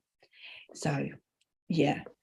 And getting that backstory for everybody does enrich so much. So I mean, you'll never hear me say any different. Hob is a genius. That's just how it goes. So on to lighter things, perhaps. Yeah. What did you catch any foreshadowing that by the end of the series you think, oh, she said that at the beginning and this is how it's played out? Did you get any of those aha moments? I don't think so. I think I probably just, I think I was just very emotional. I was very much filled with grief and rage. Mm-hmm. And I think this is the best we can deal with, was kind of where I was. I was still very much like in the present moment with the characters to kind of pick up on any of that. And talking with you, I just feel really, really excited to, when I've finished The Realm of the Elders, reread it and be able to see all of these things. And when you were talking about Paragon and being made of the two dragons, I really, really want to reread that scene again, like when he has that, where the dragons are coming from, where he's coming from, and how like all of those voices sort of amalgamate and then things start clicking for him a bit better. And like the moments with Amber and the reshaping of the face, like I really want to reread all of that and kind of get a deeper understanding of it, because I think at that moment I was like, and I just need to keep reading and keep reading, because I think we need to get Paragon back in the water again, and are they all going to be okay when they're on him? I was too in the moment to kind of like fully appreciate it. So that's why I'm so excited about a reread, because I know what's going to happen and I'm not going to need to rush it so much to kind of find out. I always recommend to everybody at least reread it once. Yeah.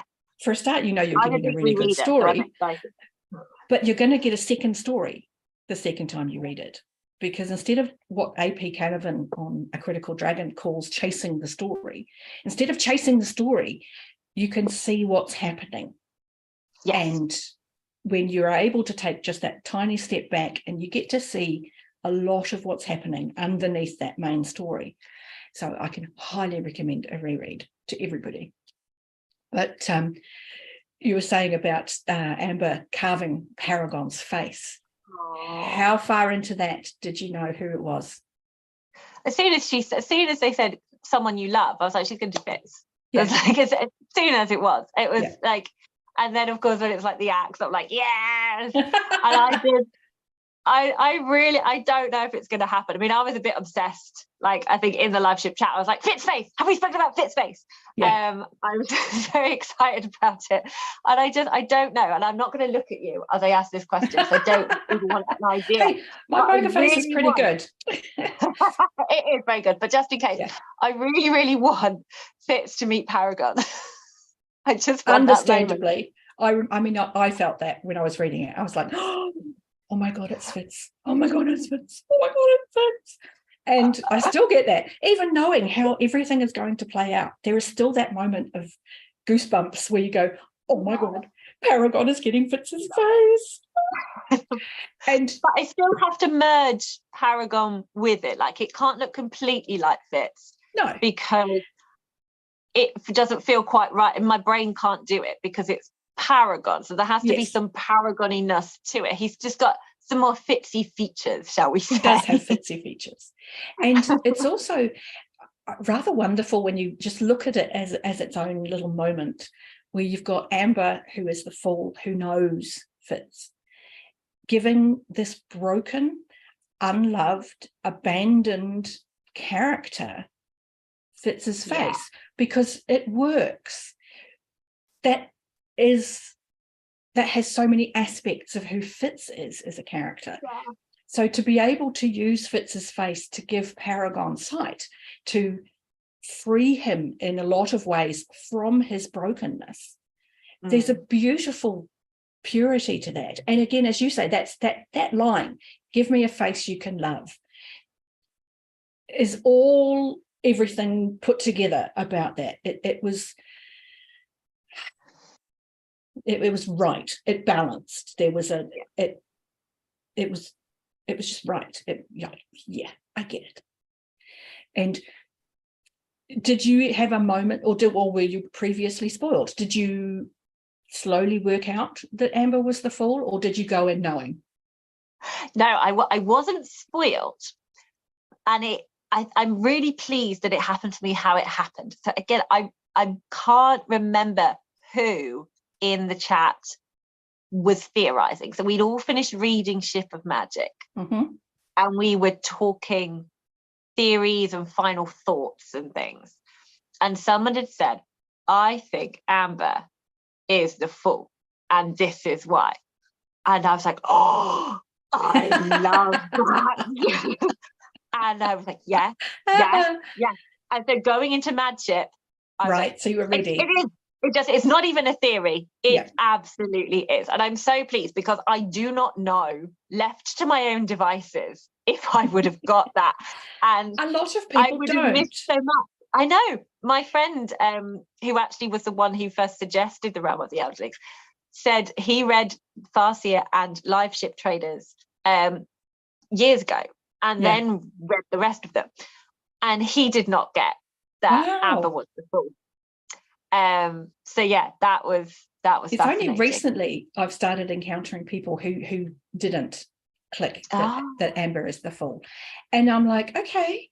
In talking to them, often it's because they've formed their own opinion of who Amber is, and much like scientists who have decided beforehand what the outcome is, they just aren't seeing the clues that are telling them what's actually happening.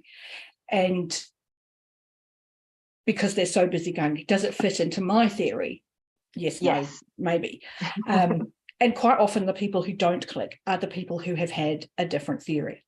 And I think that has a lot to do with it.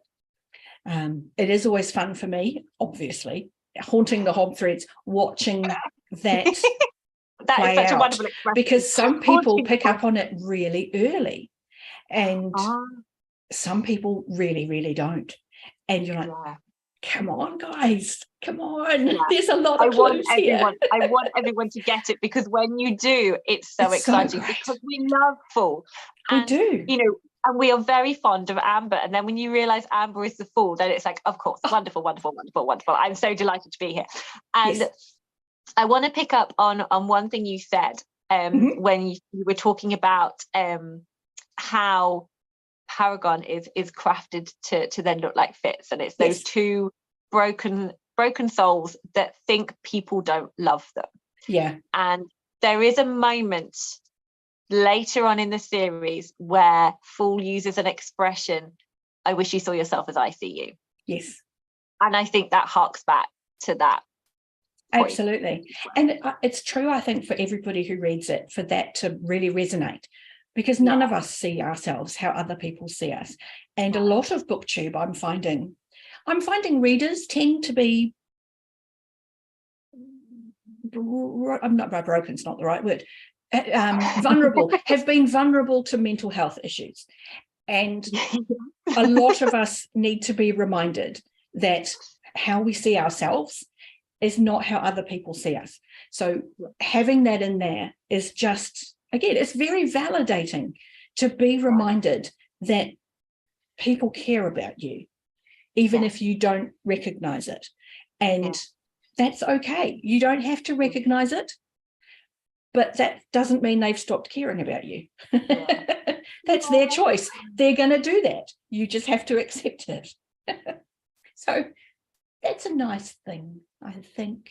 It is. Yeah. And I think that's one of the reasons so many people do connect with Paragon, because we just appreciate that kind of that feeling. Like we just want to get in there. We want him to see himself for who he is. And you have Althea, you're finding comfort in like sleeping on his deck. You've got Brash, and like all the lost souls are finding him.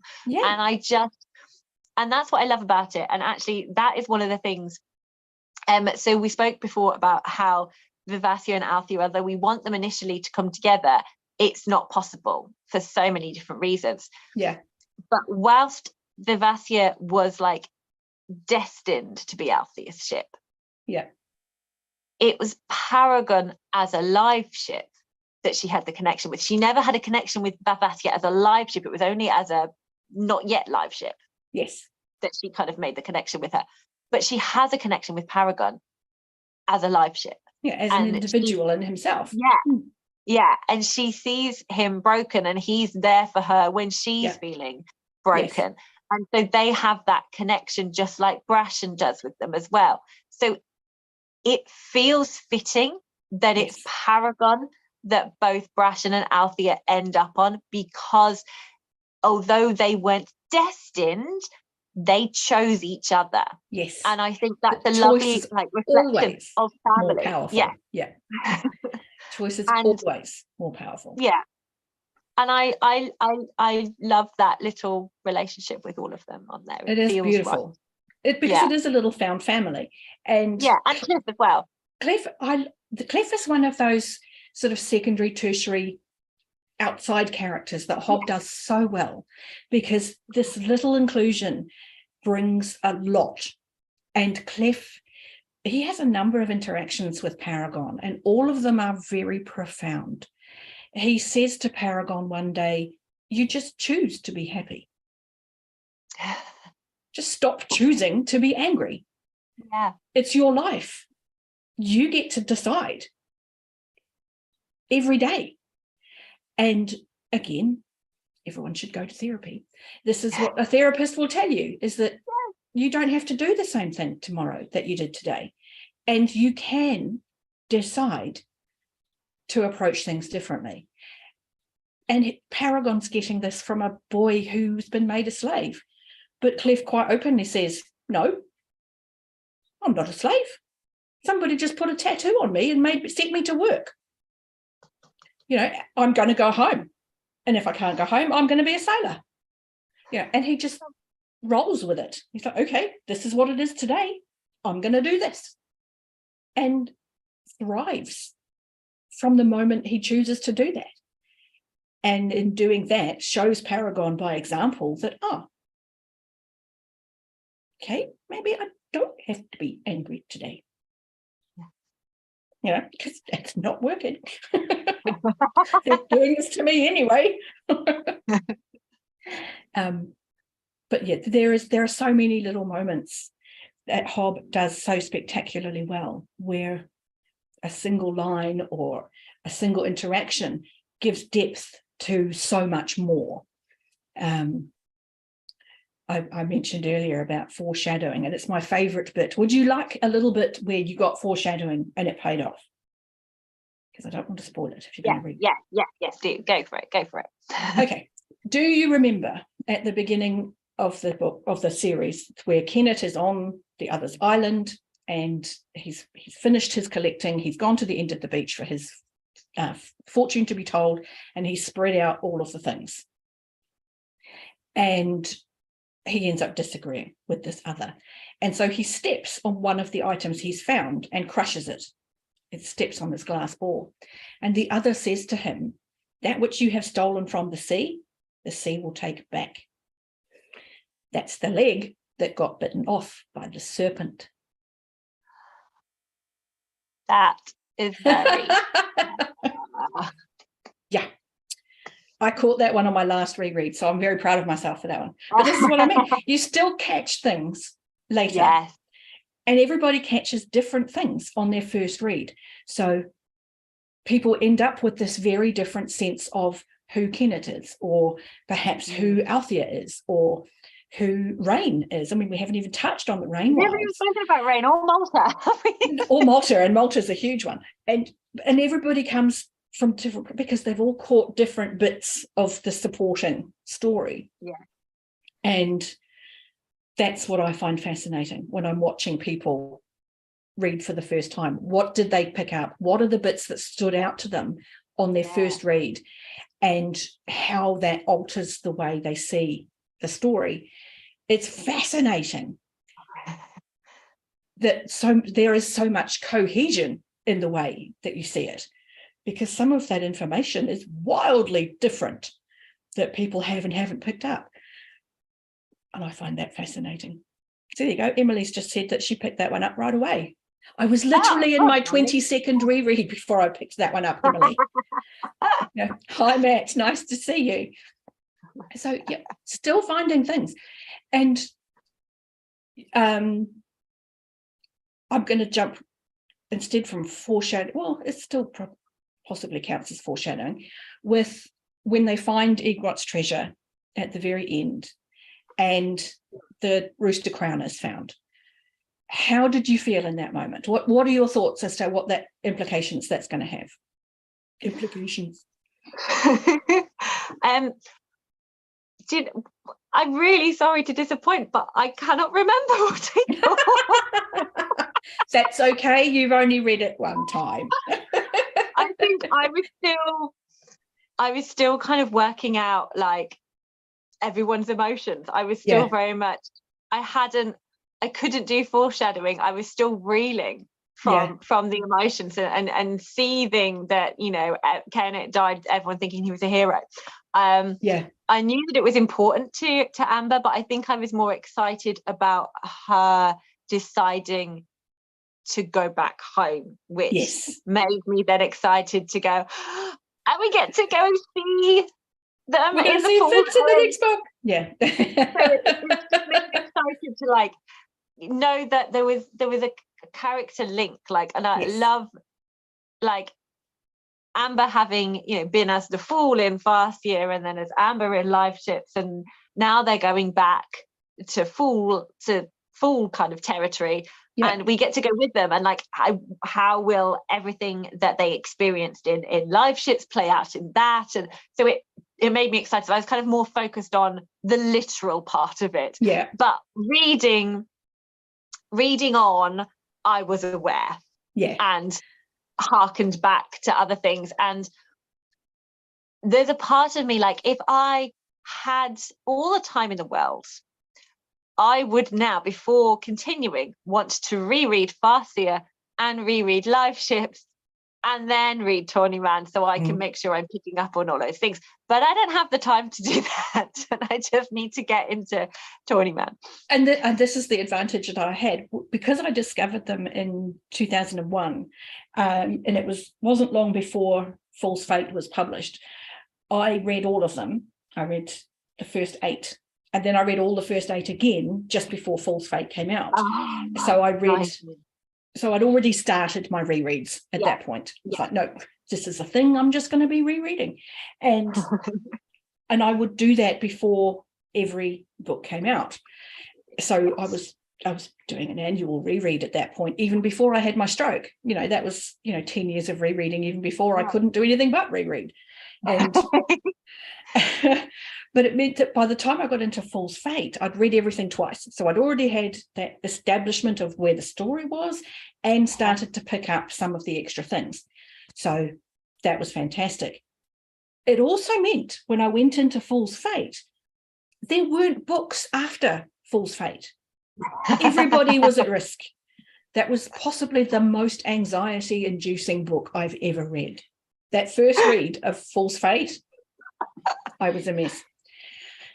But a lot of what happens in Liveships really ties a lot of information together, obviously, for the Tourneyman. Again, for context, Tourneyman was the final trilogy for a long time. There wasn't a planned addition to the series, and it's why the Rainwilds feels like a drop in quality, because she's had to go, oh, hang on, there's more. So, and had to start again with characters, and that gets steadily better. The Rainwilds, the difference between book 1 and book 4 is huge. But the finale of Tourneyman was the initial complete ending of the story. So this 9-book arc is beautiful. And if you don't want to continue, that's fine. If people want to get to the end of Tourneyman and go, oh, I'm done, I can't take any more crying, I can't, then okay, if you read to the end of Tourneyman, you'll be okay. I would highly recommend you continue, but you don't have to. The Liveships information that you get, the life cycle of the dragons, you get the Liveships themselves, you get the Rainwilds, which we haven't talked about, which I think, looking at the time we've been going, might be a next. Oh, that's a bat. That's the reminder that people get a reputation that isn't necessarily deserved, because bats are not bad guys. Bats are gorgeous and wonderful and lovely, and are actually just Fabulous. Nobody thinks that they are. So it's a reminder to me not to be judgmental. So it doesn't always work. I'm quite judgy. But yeah, that's what it is. I haven't had money for a long time, so there's many nascent elderling tattoos happening that I haven't been able to afford, but it will come, trust me. The information in Liveships gives you a lot of hints in Rain Wilds about the history of the elderlings, because we get Rain exploring the buried city, and this clear sense that there is a story there. And that was when we learned that some people, not a lot of people, but some people in the Rain Wilds knew that what they were cutting up as wizardwood was a cocoon of some kind of creature. Did that change how you thought about the Rain Wilds characters? Or was that just I'm writing the story, I don't care? No, it was a what do I think about everyone? Because I had got on board, like once you kind of had, I really enjoyed Ronica having tea with the Rain Wilds. I found those moments very enjoyable. It's a very different change of pace to being on the ships, but this is like the really kind of like the politicking, not obvious, not what you would expect, but just there was very big a sense of that it was big, like this is a very important tea, and it was very simplistic, but it felt like a very big event, and I really enjoyed that. And I enjoyed the respect they had for each other. I enjoyed the kind of matriarchal feel of it, and it was very ritualized. You're like, okay, this is I do this, it's important. And then you start learning more about, you know, the deal between the Liveships and the families and what ties them all in together and kind of what's at stake. And then you have Malta swinging into the picture, just like, charging in like a wrecking ball. I'm just gonna use the dream box and I don't care. It's wonderful. And then you kind of like, you got on board with like Rain and Malta's relationship. Like they were growing as well. Like you wouldn't have put them together at all, but they worked together as they grew. And then you kind of get the revelation about it and what's happening and what they're all doing. And then you're like, but I kind of liked these people and now I don't know what to think about them and I'm conflicted and how is this going to go? And then you just trust Hob that it's going to work. And it's not easy and it's not simple, and I really enjoy that I really like Tintaglia. I think she's glorious, wonderful. And I don't want her to be a nice dragon because it doesn't feel realistic. I mean, she can incinerate anyone whenever the hell she freaking likes. She is like, she's a spoilt rich person with no boundaries. She is, and she can be like that, and she's immortal. So it kind of makes, and she's angry that her entire population have been, she's basically a survivor of genocide. She really is. She's actually quite nice to them, all things considered. I mean, they got off really nicely. She could have just gone, you fucking idiots, and just burnt the whole lot of them. I agree. I totally agree with that. I was very much here for the portrayal of dragons. Like, I want them to be tricky. I want you to be on the edge with them. And she still did have a certain amount of respect for Malta and Rain in her own way. So it worked for me. It really worked for me. And I'm really keen to see where it goes. And I have so many questions, like, how did this happen? How did they die out? Why did they die out? What led to this? I want to know more. And this is the bit that I did do the Farseer live ship connections, because you had Fitz doing Through the Pillars, and that moment where he was back in like full on Elderlings world. And that's when I was kind of connecting them together. And like in my head, I was trying to picture the map, and I was like, the mountains and the Rainwild River, and how close are they? Yeah. And like, that's where my brain was going. And I love a map. I want more detail in these maps. I would love if there could be some more detail. There's places they mentioned, I'm like, but it's not on the map. Where are they? And it bothers me. And I'd like, when I finished, I would love kind of like a detailed map, and then like a is it called like a like a transparent one that you put over the top, that was like Elderling historical map. Oh, that's like a really good. Oh yeah, I want that. Yes, I want that a lot. Let's start a petition. We're totally going to make that happen. Totally going to make that happen. Because yes, that would be amazing. And you're right that those connections between Liveships and Farseer and this history of the Elderlings and what happened, they are connected somehow. And Fitz and Robin Hobb has been telling us this right from the beginning. Elderlings are a part of this story, and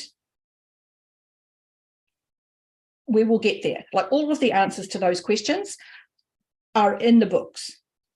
So when you finished reading, you will know those things. Excellent. How that works with your future questions is another thing entirely. But those questions will be answered. And there is the fact that the end of Tawny Man was always the planned end to the saga. And she comes back and writes Rainwilds and Fitz and the Fool. The fact that things in Fitz and the Fool in the last book are tying up threads from Farseer, Liveships, Tawny Man blows my mind. It really does. Because often they're threads you didn't even think were left untied. Oh, wait, there's more. There's more. So you have a lot of lore. You've got a lot of information from Rainwilds around the dragons, around the Rainwild River, and how they've learnt to live in the Rainwilds. And all of that is relevant. All of that is going to come back. All of that is a big part of the story. I mean, when we first encounter the Rainwild traders, all we know is they wear veils, that they're some kind of wonderful intrigue thing. And you kind of don't really find out why, only that this is a thing that happens in the Rainwilds and still affects the people in Bingtown. Their fertility is affected, the mortality rates of their children is affected. What's going on there? And you get that as the reason for why it's, if not gold blood, in the contracts for the Liveships. They need healthy young people to go to this community to help them survive. All of those things play in, and she's built this world so organically that you don't often stop and go, why? Because it makes sense in the world. Because it makes sense. And you're like, okay, that makes sense. Yeah, I'll go with that. Yeah, no worries. Why not? Yeah. So that for while Liveships answers a lot of questions, it leaves an awful lot open to still be discovered. Yeah. And that's always joyous, because you're like, oh, what else is there? And there is a lot more, but you have got those answers. You do know now that serpents, cocoon, dragon, eggs, serpents. Yeah. You know that cycle, which is based on dragonfly's life cycle, just for fun relevance. Yeah. So that's a cycle that exists. And the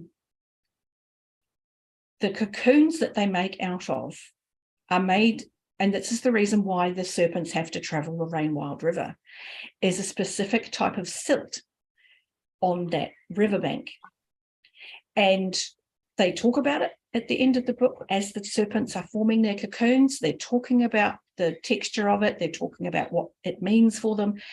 And it's world building on a subtle level that pays off in so many ways. Hob is a genius, and I love her. If no one knew that already. I mean, I wasn't sure. It was 50-50. I mean, you know, could just be a passing affection. But so, I mean, you're what? Just finished Fool's Errand, or still a little bit to go? No, I finished Fool's Errand. I'm literally, I'm saving Golden Fool. Yeah.